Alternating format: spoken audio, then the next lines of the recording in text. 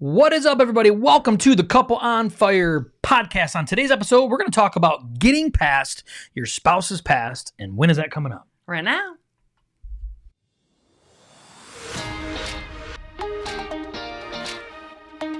Thank you so much for joining us on the Couple on Fire podcast. This podcast is for couples, for marriages, and for families within the Christian community. We exist to help break the stigma that happens within the Christian community. We're talking about divorce, we're talking about addiction, and we're talking about so much more. We believe that all this is possible in this life, strictly based on the power of Jesus Christ and his ability to restore us fully. Let's dive in. What's up? What's up? What's up? Welcome. Happy Tuesday to all you awesome people. Welcome to today's show. We're going to be talking about some really awesome, fun topic today. It's about getting past your spouse's past because we all have some form of a past. But before we dive into that, my gorgeous wife, what you got, girl? So Josh and I have been doing cold plunges. You better speak up. And You better speak up. why? Because you're talking super soft. You're all like, it's like Darla at night or whatever it used to be on the radio. Delilah. Delilah at night. You're like, hello. We do cold plunges. These mics are really good at picking me up just fine. No, Josh and I have started, because of his son, because of little Josh. He came home one day, I don't know, like 2 weeks ago, and was like, he brought home a 90-gallon trash can that I recently found out was a used one. So, It was washed. It was rinsed out. but and he's like, I'm gonna start doing cold plunges, and I'm like, yeah, I've always been wanting to do it, and now I'm addicted to it. Like, I've done We do it almost every day. Yeah. So it's We do it awesome. almost If every you day. don't know what cold plunges are, you need to look them up, like ice baths, cold Yeah. plunges. Yeah, ice baths, I think, are more related to like athletes where they've actually put ice in there and they soak in there at like 40 degrees. But we are technically supposed to put ice in it. And Yeah, we've only to been able drop to the do water that temp. once because, you have to go up, you have to get the ice, all the things. But Yeah. our hose gets it to 63. But it's supposed to be between 50 and 59 degrees, technically. Yeah, so we're we close. do need ice Yeah, we're looking at actually getting a legit one. So that keeps your water cold. we're literally going to be all in on doing cold plunges. So it's really weird. That's another story. That's another whole other episode to even talk about the cold We plunge should do an thing. episode. We should about Marriage the importance cold plunges. together. No, ours we couldn't fit both of us in it at the same time, but it works anyway. So cold plunges, that's something that we have been doing lately, and it is good for you if there's a lot of health benefits. But I think one of the greatest benefits is forcing yourself to do something that your mind doesn't want to do, and I think that's super powerful thing is. So you know that you're actually in control of telling your mind and your body, no, we're doing this. And I think that's a really hard thing in life is for us to do that. Yeah. So we're going to talk about marriage today, like we try to talk about every week. But what about getting past our spouse's past? Okay, because a lot of times our spouses, whether we're in our first marriage, second, third, fifth, 25th marriage, doesn't matter. We all have some That would form. matter. We all have some form of a past, though, right? We all do. Every human does. Every human does. And sometimes, a lot of times in our marriages, those things can impact it. It can make a difference on how we handle specific situations, how we treat our spouses around certain things. Like there's a lot of it. And so we just want to take a minute really real quick and kind of share with you guys, be vulnerable a little bit about our own past before Kristy and I got together, about why, this has been something that we've had to work through in our own personal marriage. So you ready to air some gross laundry? Ooh. Get that dirty laundry out. Just yours. Oh, here we go. I'm the only one that has a bad past. Yeah. Mine's wonderful. My wife's a squeaky clean. Not. All right, No go. one's is. We talked about that already. Sir. Right. Okay, so. Nope. Tell the story about our past. Don't dive into this yet. Oh, don't? No, I was just saying that. Oh. Share our past first, Oh. and then we can talk about these things. Okay, so. I saw you looking too. I saw it coming. I'm like, here it comes. She's not listening. She's going for it. She's going for it. So for my past, I think this is a little unique with Josh and I's relationship. A lot of relationships have this, but I mean about what we're about to talk about, getting past your partner's past. We have kind of a double-sided coin with this because Josh had some things in his past, a lot of things in his past that I had to learn to get past, especially because I knew him back then. But also on the flip side of that, he's had to get past and work past with me a lot of abuse that I had dealt with in my childhood, which means he had to deal with, me and me working through my own healing and things like that. Like I was sexually abused by a step grandfather growing up. I was physically abused by my dad and my stepdad.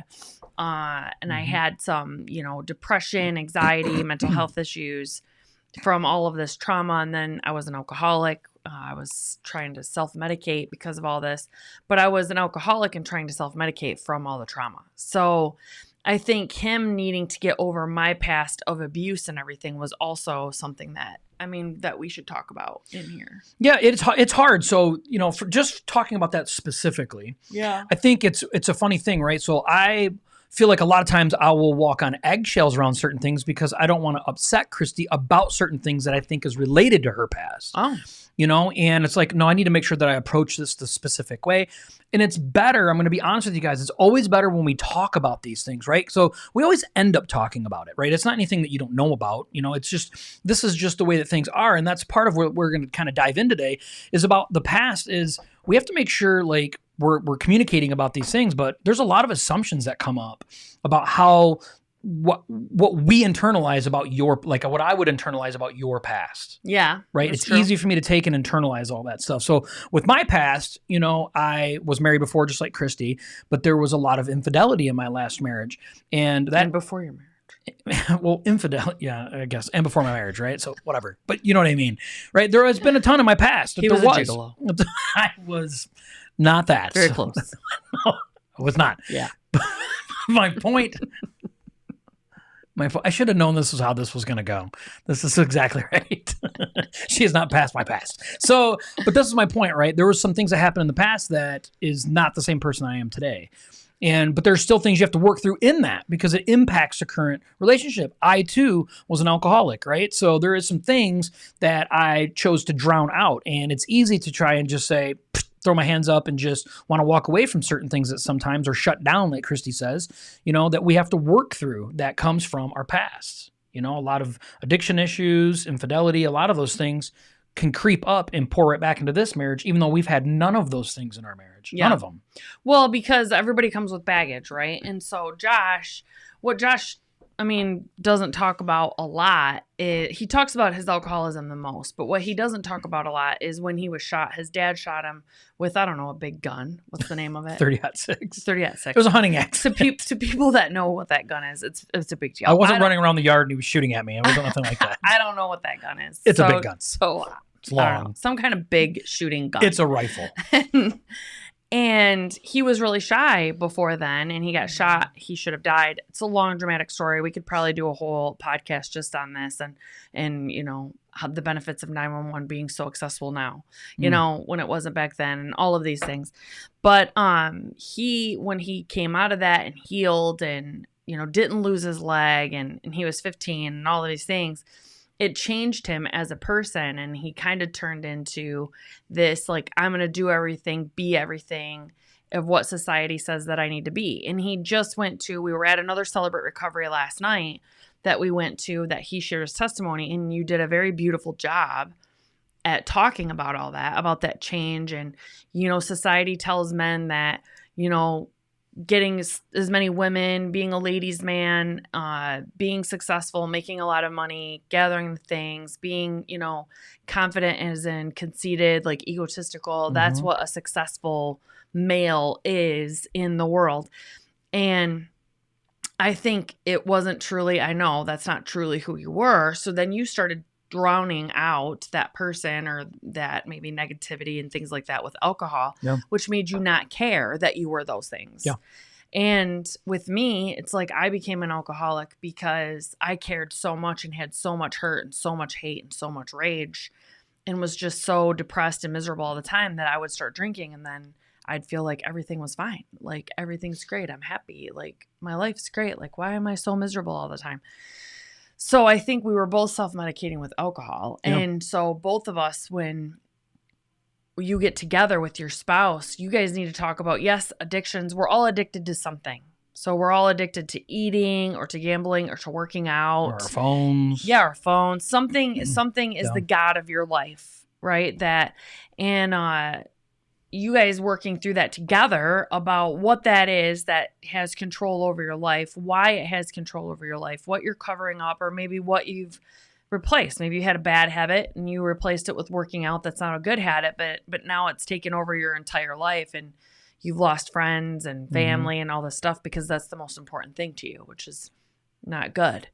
So I think it's important for marriages to talk about all of that, because whatever season they're in when you guys get together, it's a remedy from the past. It's a medicine from the past. Maybe they've healed and they're super in now to self-meditation and healing. There's this movie called Eat, Pray, Love, and this woman was addicted to relationships, right? And she went on this self-healing journey that was beautiful for her. She visited different countries. She learned meditation. She learned calming things. And then this guy, a good guy, tries to start having a relationship with her. And because she can't meditate 4 hours a day and do this and do that, she feels like, I can't be with you because you're taking away from it. And she needed to learn balance. Like, you don't need to meditate for the rest of your life for 4 hours a day. You need relationships are the most important thing. They are. So. And being able to understand how you can balance those things. And I think that's a big part. So what we want to do is we shared a little bit about our past and why it is just literally just a fraction of it. Were we supposed to share more? Well, I don't think we're going to be on here for an hour and a half if we do that. So, but we're just trying to give you some examples of things that can get in the way of your current relationship, your marriage. Whether, like I said, maybe it's your first marriage, but you've had a lot of issues when you were a teenager. Maybe there was some abuse back when you were a child. There is these things happen, right? It does. Life happens. Things get in the way, but those things do leak into your marriage. They do. We're human, right? Our closest relationship beside our relationship with Christ is intended to be our spouse. And when that happens, hurt people, right? Right. And it's the truth. So what can we do to get past that, though, so we can help our marriage thrive, right? Because we talk about how to take your faith, your family, and your future to the next level, right? Well, how can we do that? In what ways? So we want to share with you quickly 4 things, something that Kristy and I have been able to implement in our own marriage, our own relationship over the last 13 years. We've been married for 10, but we've been together for 13. And these are just 4 things that we've used personally to help us get beyond our past. And we're not perfect at it. Let me just promise you that, right? We still struggle at times to stave off the past when feelings of insecurity come up for us, and so it's not a perfect thing. All right. So the first thing we're going to talk about is understanding. You have to have understanding. You do have to have understanding. And what I love about this is that the past is just the past. Your spouse can't go back in time and change it, but it is very important for you to understand what happened before you and your spouse came together. It doesn't define who that person is, but they need to be honest with you about it. So if you guys find out about it, it's important for you to have an understanding. Like me personally, I already knew a lot of Josh's past. I didn't know everything because there was like some years in there, but I knew pretty much a lot of it. And so sitting down, knowing his past already, let's say he would have brought it out to me like your partner did to you. Some of that understanding would be, okay, I have a hard time with this. What can we do together to ensure that I can help get past your past with you? Yeah. And he could say, I want to make sure that I am understanding how you feel about it, Kristy. And I'm going to, whatever questions you ever have, if you question anything of me, just let me know. And then that will help you trust me and have a deeper understanding of what, I want you to know that you're the only love of my life and all of those things. Yeah. And I think you got to work through it together. You do. And I think having a level of understanding of your spouse's past, because sometimes we're like, that's unacceptable that you did that before, right? It's unacceptable. You know that. You look at my past and you think those things are not one of them would you stand for in our marriage. You wouldn't, because you have morals and you have, you are an upstanding person that says I'm worth something. So, but it's easy to get judgy in our relationship, and then you lack a level of understanding or empathy for your spouse in that. It's like, people change, world changes, right? We're going to talk a little about that later, but overall, we have to have a level of understanding like, hey, that was the past. And we have to be willing to say, I'm willing to say, thank you for telling me this, but I'm leaving it in the past, and we're going to talk a little bit more about telling each other stuff too, but just having a healthy understanding gives us a level of empathy with each other. Mm-hmm. Right? Yeah. And I don't know about you guys, but I hate the term. I hate it. But I wouldn't change anything that happened to me because it made me the person that I am today. That is a bunch of bull crap. Because if Josh could go back to the 20-year-old boy that he was and say, hey, man, don't live your life that way. Yeah. Do this wrong, because that's what we're trying to do with our kids. He would have done it. And if I could go back and make sure that little girl doesn't get molested or beat on, I would do it. So yes, it's made me the person that I am today, but that's such a bunch of bullcrap. Because if I could go back in time and change the things that have happened, I would. Yeah. And that's why we try to make differences in our kids. Yeah. So don't use that line when you are trying to get your partner to have some understanding about your past. Don't be like, but I wouldn't change anything about it. Yes, you would. Yeah. Yeah, and I understand we don't want to change like who our children are and all. That's not what any of this is even about. This is about having a healthy understanding that what's in the past is in the past, right? There's not a thing we can do about the past. We can only do in this moment, literally in this moment, it's the only thing we have control over. So the future is going to be a product of today, not from yesterday. And that's a powerful thing. So having a healthy understanding. Okay, let's see here. What do you say here? He says, is this recorded? I can listen to the episode, but I really want to hear it play back while I drive tomorrow. Yes, absolutely. It's recorded. Yes, sir. It is recorded. It's be on YouTube, and different places on Facebook as well. And it's on. And Audible too, or an audio too on podcasts if you want to listen to the audio. Yeah, like Apple Play and stuff. Apple, all of those. You can find it on there. So understanding, right? That's our first point. Our second point is transparency. Yeah, openness and honesty are pillars. Welcome, RJ. You're welcome, sir. Openness and honesty are pillars of a healthy and robust relationship. So are things from the past that have not been shared. They can create cracks in the foundation of your marriage over time. And what this one makes me think of is the movie Four Christmases. So she's in the bathroom and her sister comes in. And she's like, I cannot believe you guys told him about Fat Camp and Fat Kate and whatever, about the jump and all of this stuff. And her sister's like, how can you claim that you're with this person, but yet they don't know everything about you, or they don't know who you really are or where you came from. Like his name Orlando. He was like, she was like, he knows that I slept with the whole rugby team, and I know that he experimented with men in college. And this is what her sister is saying to her. And it just, it's so true, though, because it's like, you sit down, you're in the beginning of a relationship, just be honest with each other. Just get it all out of the way. Yes. Just be completely transparent and talk to each other about it with everything that's happened in your past, everything that you've done in the past. Josh and I's was a little... There's pros and cons to everything. So there was some cons because I knew so much about his past, but some of the pros were he didn't really have to confess anything to me or tell me anything because I already knew what it all was. Which is true. That's true. So that's a pro, And you still got with me even though knowing most of my past, which was kind of a miracle all in its own. Yeah. But some things had happened early on in a relationship that brought my past into the present, even though it wasn't true. Oh, man. I had a couch. Right? Oh, we're going to tell that story. Right? Oh, we're going to be transparent. Right? So I had a couch that was in my house that was there for... Everyone's going to be judging us right now. They're going to say you were cheating right now. That's fine, but I know that I wasn't. And that's the whole point of this, right? That's the whole point of talking about this, is I had a couch and there was a pair of girls' underwear buried inside of the couch. And Kristy found them. And Kristy assumed these are something that was there recently. Would you say? Well, duh. Right.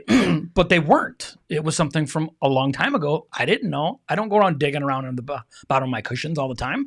And so it's just something that happened to be there. Over time, though, I don't have to worry about those things anymore. I don't have to worry about my past coming up on me. But being transparent about those things, I was transparent about my past, but certain things... Imagine if I wasn't transparent at all. Yeah. Imagine if I didn't talk about my past at all. That right there would have been signed, sealed, delivered, done. Yeah, that's true. For a fact, And so we have to lean on this transparency stuff. So important, right? It doesn't do you any good to hide it. It's going to come out. I promise you. It's going to surface. It will eventually. Yeah. Right? I agree. All right, so that's number 2. So let's read the Bible verse, though. Okay. So Ephesians 4:25, therefore, having put away falsehood, let each one of you speak the truth with his neighbor, for we are members of one another. And what more true statement is that than in marriage? Yeah. Right? Like it's the covenant before God saying that what God has brought together, let no man separate. Mm-hmm. And so we're united. We're one flesh. We need to be honest and transparent with one another and work through it together, as battles. I think the need to know thing, like if we get playing on the whole platform of, well, it's on a need to know basis, you don't need to know that because it's in the past. That is a horrific way, right? You were just talking about earlier about the whole statement that you thought was stupid. You hate it so much. Yeah, I wouldn't change anything. Right. I hate that. Like, oh, it's in the past, so it doesn't matter. It's need to know basis. You don't need to know. No, it's important. If you think that it can impact your marriage in any standpoint whatsoever, you come clean with the past. You have to talk about it. And I don't mean talk about it in a bragging sense. You have to be very careful. Like, I want to talk about some things here because I don't want it to impact our relationship in the future in any negative way. I really want to talk about it in a heartfelt, honest, good way, and I want to get this out. So I think it's so important that you do that. Mm-hmm. So that's number 2. Number 3. Forgiveness, Delilah. If you're from Michigan and you're old, you would know what that means. Cars 108. Yeah. Delilah at night. I loved listening to that. You did. Because you're a girl. Girls love that. Yeah. So, all right. So forgiveness. So you do have to practice forgiveness and this is a tricky one, right? So you have to practice forgiveness of your partner for things that they did before they were even with you. Yeah. And so sometimes that's not going to make sense, so your current partner is going to be like, I am not asking for your forgiveness. I didn't even do this to you. I didn't do it while we were together. But a lot of times, like Josh was just saying earlier, his past, there was a lot of things that I didn't agree with. Went back way back when I knew him when he was 20. I didn't like him back then because I didn't like the things that he was doing. I had to learn when him and I got together that I had to forgive him of that, not hold that against him, and not act like we said in point number 1, that is who he is today. Because who Josh is today is not the Josh that I knew. He's like a completely different person. He was when we first got together. He was a year and a half sober. And now he's really submitted his life over to God, and he really is a man of God. And I'm so thankful that I'm married to a man of God, and, God wants the men to be the leader of the home. And when it's easier for you to trust your husband to be the leader of the home when you know that they're talking to God, listening to God, and getting the direction they are supposed to be getting from God. You more easily submit to them and want them to be the leader of the home because they're being what they're supposed to be. But you do have to focus on, let's be transparent. Let's get it out on the table. And you have to know that it's some of the things you tell your partner, sometimes that's going to be like, because hopefully you're telling each other before you get married. Yeah, right. And if you're married already, then I would suggest that you guys start. Just get a clean slate. The second best time is now. Right. Yes. It's like the planting the tree. When's the best time to plant the tree? 20 years ago. When's the second best time? Today. Yeah. That's what that is. Yep. So if you sit down and just get it all out in the open, some things maybe that you tell your partner will make you feel like, oh my gosh, I can't believe you did that. I never pictured you as that type of person. I'm going to look at you differently now. Like you guys need to get through all of that stuff and get it. Some people struggle with a person that's been molested though too. Like some people look at that person like they are a dirty, like you're used up type of thing, and it just makes people feel weird, and they don't want to be part of that either. Or that baggage that comes along with that person that's been molested or abused in their life. So it's very, very important that you guys practice forgiveness together. You talk about what forgiveness looks like. So if you're talking to your partner, they tell you something and you can see in their face that they're like, oh, like this. And it's like, okay, well, let's talk about that. How did that make you feel? How does it make you feel? Let's talk about what forgiveness looks like to you, what forgiveness looks like to me, what I would think that I would expect from you in this and all that stuff. Yeah, because forgiveness can be, resentment, held anger. Or you look at them differently. Held bitterness, right? Or you look at your spouse differently, like Kristy said, I mean, she easily could look at me differently, right? Compared to my past, but she has flat out told you she sees me differently though. And it's because we've worked through these things. We've worked over forgiveness. Now, I also believe in the level of transparency at the highest level at any marriage, at any time. And I think that it doesn't have to depend on your past. It depends on what you want out of your future. And I'm talking about, passwords to everything, email accounts, to your phone, to all that stuff, just open transparency. And it makes the level of forgiveness easier in some of these areas, and like Kristy's saying, it depends on the past, depends on how you work out the forgiveness portion of it. Mm-hmm. It looks different for every single thing, but you have to understand there is levels of forgiveness. There's always going to be, to some degree. We have to be willing to let go of something that we're hanging on to, whether it's anger, bitterness, or we're looking at our partner differently because of it. That's a level of forgiveness, of letting that go and moving beyond that. So, that's a good one. Someone said, I've had a hard time forgiving the people that hurt my spouse. Man, that is powerful. Yeah, he has struggled with that though too. Yes, ma'am. Greatly. He's been around the people. My step grandpa has passed away now, but since him and I had been together, he was introduced to my step grandpa, and met him. Same with my stepdad. My dad, he basically met in the hospital, and my dad died. So he's never really had to spend too much time around him, but that's hard too. And some of the things that I want to maybe a little hard conversation right now that maybe you can help. I'm kind of wordy sometimes. Maybe you could help make more sense of it. But sometimes in your relationship too, you have to decide, do I fully believe what this person is? So there was some things that when him and I first got together that I questioned about in his past, not necessarily current in our relationship, that he's like, nope, that didn't happen, or no, I'm not that same person anymore, all this stuff. And I didn't believe what he was telling me, but I thought he was too scared to tell me at the time because he's afraid that I was going to leave. And to this day, he is like, nope, those things did not happen. And deep down, I'm just like, I don't 100% believe you. You know what I mean? But you have to make a decision in your relationship to say, that's our dog. Our dog wants in the room. You have to make a decision to say in your life, do you love this person? If you're married, you need to stay together. We're not promoting divorce, okay? But this is before him and I were married. Do I love this person? Do I want to be with him? Then why am I making a conscious effort to put a wedge between us? Like I either need to choose to trust what he's saying, whether or not I believe it 100% or not, because there's no way you can't go back in time and check to make sure everything that they're telling you checks out. You have to say, okay, I'm going to trust what he's telling me.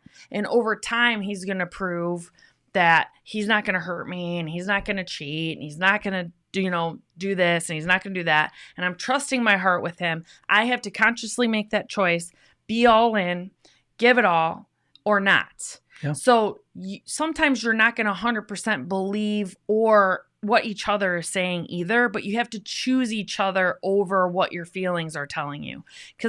Just because you think something or feel something doesn't make it truth. And so then you have to pick at that time. What's more important? Is my marriage more important? Or is trying to dig in and make them suffer and fight about this that you'll never be able to prove anyway?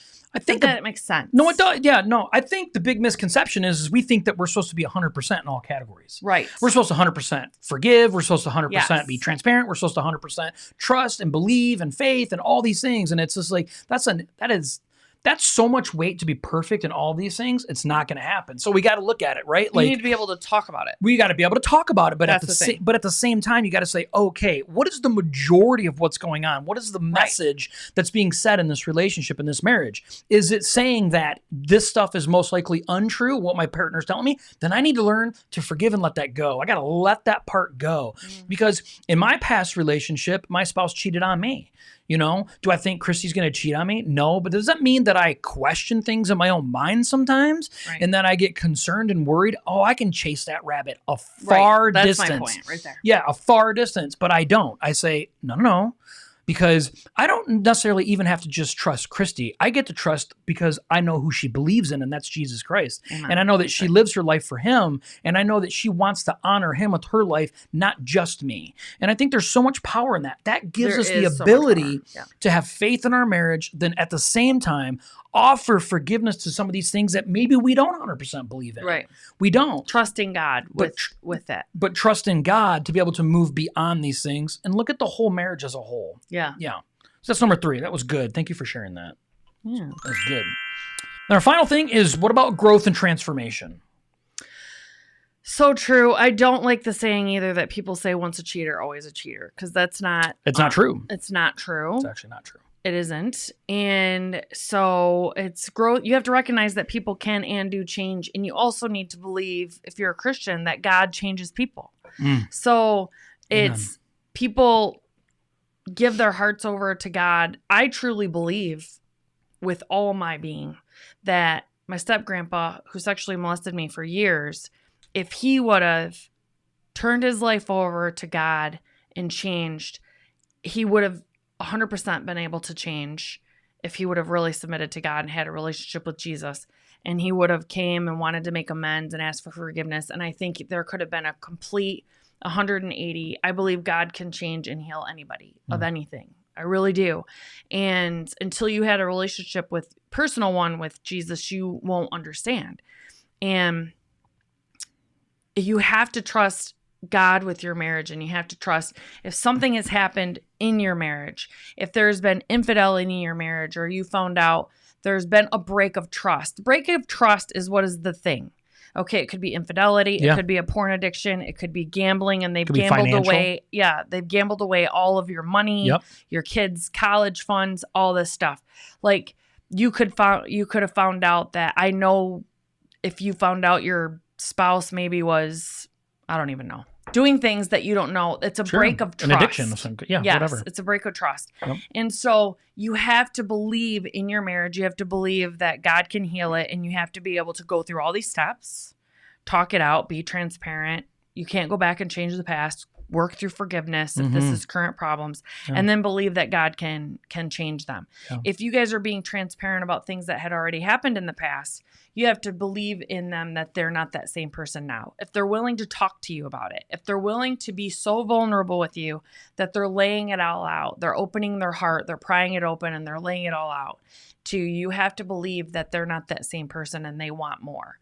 And you know them. Like, is your spouse sincerely apologetic? I mean, do they are crushed under the weight of their sin and they're remorseful and they're falling at the feet of Jesus and they want you there with them, and like all of those things. Yeah. I mean, when they say, what's the best way to tell if someone's truly sorry for something?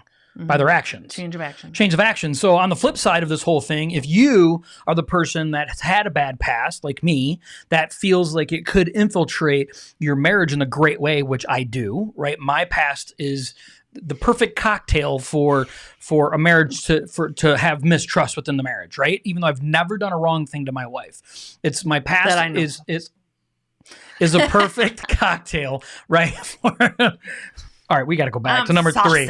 We got to go number 3 again. But it is, right? So for me, if I can work on not trying to get my wife to believe me, instead working on my growth and my transformation, so good. My growth, my transformation, then that alone will speak volumes to my wife. It'll let her know that I actually am trying to be and becoming and wanting to keep becoming the man that she deserves, and that she truly does love and want to honor and be with and trust and all of these things. And I think we get so tied up in trying to convince that I'm not this, I'm not that. And we get so concentrated on that, which is a defensive move. And we need to work on our offensiveness. Grow deeper in our relationship with Christ. Learn how to grow as a human being, become stronger and better, and work on those character things that you need to. And then watch how your life transforms, and that attraction model of that brings a level of trust. Yeah, that's so good. Yeah. Everything that you just said. It's so good. It's true. I mean, 2 Corinthians 5:17 says, "Therefore, if anyone is in Christ, he is a new creation. The old has passed away. Behold, the new has come." I mean, God's word tells us that we are not who we used to be. We get to become something new. And I spend every day of this marriage trying to show my wife that she made the right decision by choosing me, and I want her to always be that no matter what. I tell her, if you have feelings of insecurity about anything with me, I want you to talk to me about it. Bring it up. I'm not going to get mad. Sometimes I feel a level of frustration at times because I'm like, oh, man, I just want you to see me, but that's marriage. And I have to pump my brakes and I say, no, it's okay. Tell me, let's work through this. Let's work through it. Because I want you to know that you have the person that God has promised to give you. She's prayed for years for God to give her somebody that she can trust and believe in. And I am that person. I'm confident in that. Yeah. And I'll spend the rest of my life proving it. I did. I prayed to God since I was 9 years old. Yeah. So when did we get together? I was like 31. 31. So there should be a step 5 on here, actually, that I just thought of that we didn't think before. So after all this, so you go through understanding, transparency, forgiveness, growth, and transformation. Number 5 should be patience. So yeah, that's good. You go through all of these things, like Josh is saying, and then it doesn't mean that that's laid to rest. It means that you guys have been openly talked about it. You're working together towards forgiveness. You're working to believe that your partner's going to change, that God's going to change them. It doesn't happen overnight. You have to have patience. You have to be willing to have maybe the same quote unquote conversation multiple times over years. Josh and I had to have multiple conversations. There was 2 or 3 of the same conversation, basically debate, argument, whatever you wanted to say, for years, the first 5, 6, 7 years of our relationship. And that's it. The only reason we got through it and got over it and was able to get through it is because he had the patience with me to have it every single time. And the only reason that we got through it is because I brought it up every single time like he wanted me to. And then I had to have the patience to have the conversation again because I got sick of having the same conversations again. You want to, as a good partner too, sometimes you don't want to feel the things that you feel. You want to just believe that your partner is 100%. You have no insecurities. You have no trust issues. You believe everything's hunky-dory. And when you start getting those doubts in your mind or you start having those feelings, you get frustrated with yourself sometimes. Sure. Like, seriously? And then I would go days sometimes and not say anything to him because I felt stupid. I felt dumb. I was sick of having the same conversation. I knew it was going to be the same thing all over again. And I just needed to learn how to get over it, get through it, over it, under it, whatever I needed to do by myself. And it never worked. It was like I'm burying it until I finally was was withdrawing from him. And I'm like, okay, I just need to talk about it. And I don't want to talk about it, all the things. But you need to have patience with it. Yeah, that's good. That's good because patience is something that we don't want in marriage. We have a huge expectation that, especially for guys, right? You've asked me, I've told you, right? You've asked me, I've told you. That should be enough, right? I love you because I told you when we got married, and I shouldn't have to say it again. You have a ring on your finger, don't you? Right. It's another thing from 4 Christmases, right? Never lied to her face, never hit her. Put a roof over her head. Never lied to her face and never hit her. Right. What else does she need? What else does she want, right? And that's sad because it's untrue. Yeah. We have to be willing to have patience. If we want to have the marriage that we can brag about, right, that we can boast about, then we need to be willing to put in the work that nobody else is willing to put in. And that takes a lot of patience. Yeah. Doesn't it? I'm a maniac. That's what I think of. Do you? Yeah. So sometimes how it feels. So, all right. Anything else? No, that was good. It takes a lot of work. It takes a lot of work. It takes a lot of talking. Men. It does. Men. It does. And listening. Listening is a key thing. So listen to learn, though, not listen to respond. Yeah. That's it is. It seems like when you're in it, it seems like, oh my gosh, this is never going to end. We're always going to have this conversation. And it's not true. Mm-mm. I mean, over time, there's some conversations that I would say that him and I never 100% came to an agreement or 100% belief on, but we can bring them up and we can laugh about it. Yeah. Right now. Yeah. And it's just, we've moved beyond it. We've moved beyond it. We've allowed the past to stay in the past. Yeah. And so we thank you so much for being here. We hope that. I want to say something. Well, we have a special announcement. We do. What is it? Do you know? I know. What Are you going to it? tell them? No. In September? Yeah. I love how he can read my mind. Well, most we're of not the having a time. baby. We know that, okay? Yuck. Yuck. It's not from a lack of trying, folks. September 16th, we have a surprise. September 16th. Almost spit. September 16th, we have a special event, a marriage event coming up at a special venue in downtown Flint. Downtown Flint, Michigan. Woo, Yep. woo. And we are very, very excited. So you need to stay tuned. It's for all marriages. Yes. It's for all marriages. Yes. It's We'll all have marriages. things that are good for blended marriages, but it's not just specifically going to be for blended marriages. It's going to be for marriages in general. For all marriages. Yep.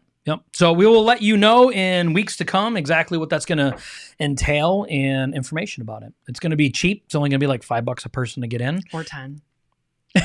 It's going to be cheap regardless, right? We have to make sure that we can afford It's going to be the venue. inexpensive. It's going to be, yeah, that's such a better word. She likes, look at her. She won't even look at me. She's like, It's inexpensive. it's inexpensive. Yeah, it's inexpensive. All right. Thank you so much for being here.